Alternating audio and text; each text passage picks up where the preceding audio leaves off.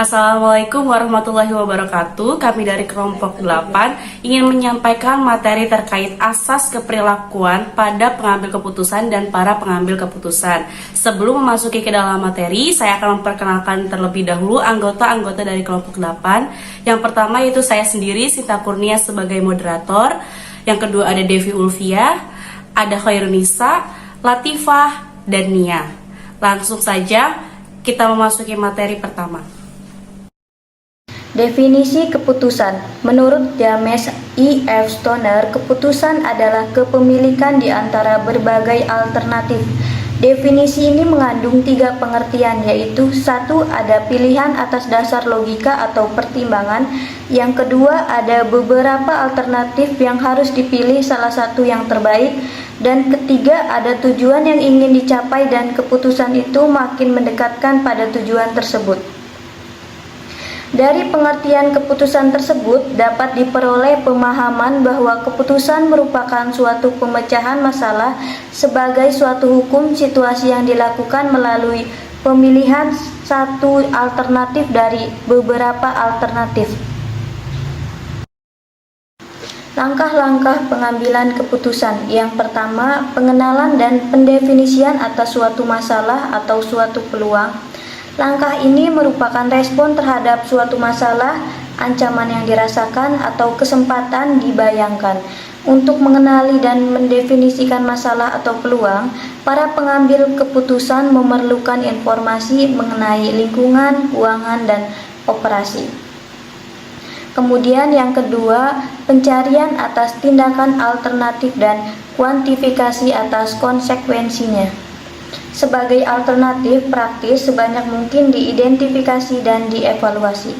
Pencarian sering dimulai dengan melihat masalah serupa yang terjadi di masa lalu dan tindakan yang dipilih pada saat itu. Ini saya akan melanjutkan langkah-langkah pengambilan keputusan. Yang ketiga yaitu pemilihan alternatif optimal atau memuaskan. Tahap yang paling penting dalam proses pengambilan keputusan adalah memilih salah satu dari beberapa alternatif. Meskipun langkah ini mungkin memunculkan pilihan rasional, pilihan terakhir didasarkan pada politik, psikologi daripada fakta ekonomi. Yang keempat, penerapan dan tindak lanjut.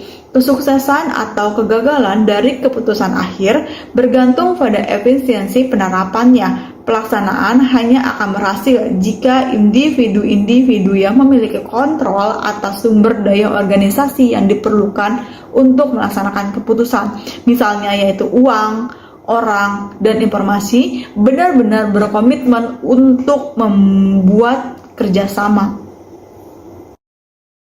Tentang motif kesadaran. Motif kesadaran sangat penting dalam proses pengambilan keputusan karena merupakan sumber dari proses berpikir. Terdapat 2 faktor penting dalam motif kesadaran, yaitu keinginan akan kestabilan atau kepastian.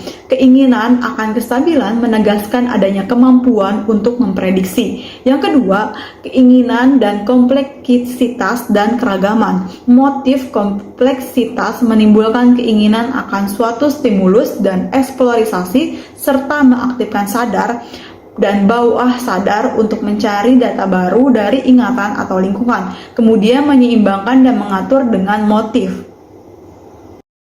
Jenis-jenis model proses.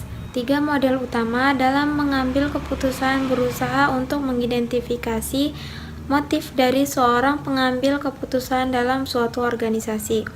Yang pertama, model ekonomi. Model tradisional ini mengasumsikan bahwa seluruh kegiatan dan keputusan manusia adalah rasional, sempurna, dan dalam suatu organisasi terdapat konsistensi antar beragam motif dan tujuan.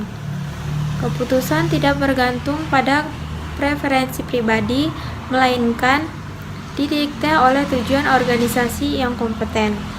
Yang kedua itu model kepuasan Simon. Model ini lebih berguna dan praktis karena didasarkan pada konsep Simon tentang manusia administratif yang memandang manusia sebagai makhluk yang rasional. Dengan memiliki kemampuan untuk berpikir, mengelola informasi, membuat pilihan, dan belajar. Yang ketiga, model sosial. Model ini kebalikan dari model ekonomi karena model ini mengasumsikan bahwa manusia pada dasarnya adalah irasional dan keputusan yang dihasilkan didasarkan pada interaksi sosial. Kekuatan dan kelemahan individu sebagai pengambil keputusan. Manusia merupakan makhluk yang rasional karena mereka memiliki kapasitas untuk berpikir, memilih, dan belajar. Akan tetapi, rasional manusia sangat terbatas karena mereka hampir tidak pernah memperoleh informasi yang penuh dan hanya mampu memproses informasi yang tersedia secara berurutan. Batasan pengambilan keputusan secara rasional dari individu bervariasi menurut lingkup pengetahuan yang tersedia dalam kaitannya dengan seluruh alternatif yang mungkin dan konsekuensinya. Struktur nilai mereka yang berubah, gaya kognitif mereka, misalnya kemampuan untuk berpikir secara kritis dan analitis, ketergantungan pada orang lain, kemampuan asosiatif, dan sebagainya. Tendensi mereka yang lebih cenderung untuk memuaskan daripada untuk melakukan optimalisasi. Pengambilan keputusan oleh pendatang baru versus pakar. Proses pengambilan keputusan lebih lanjut dipengaruhi oleh tingkat pengalaman sebelumnya dari individu yang terlibat dalam pengambilan keputusan. Bauman tahun 1984 mengungkapkan sejumlah perbedaan yang menarik dalam strategi dan pendekatan yang digunakan serta data spesifik yang dipilih oleh pakar dan pendatang baru ketika mengambil keputusan yang berdasarkan informasi akuntansi atau informasi lainnya.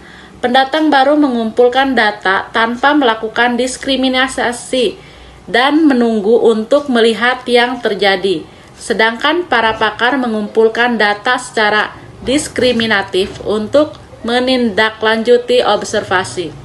Untuk menggambarkan perbedaan dalam penggunaan data dibagi ke dalam 3 komponen.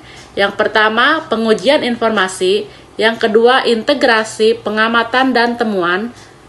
Yang ketiga, pertimbangan.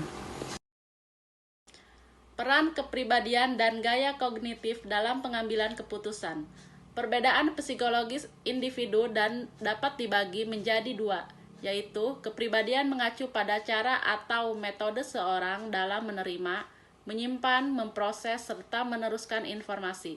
Individu-individu dengan jenis kepribadian yang sama dapat memiliki gaya kognitif yang berbeda dan menggunakan metode yang sama sekali berbeda ketika menerima, menyimpan, dan memproses informasi. Dalam suatu situasi pengambilan keputusan, kepribadian dan gaya kognitif saling berinteraksi dan mempengaruhi, menambah atau mengurangi dampak dari informasi akuntansi.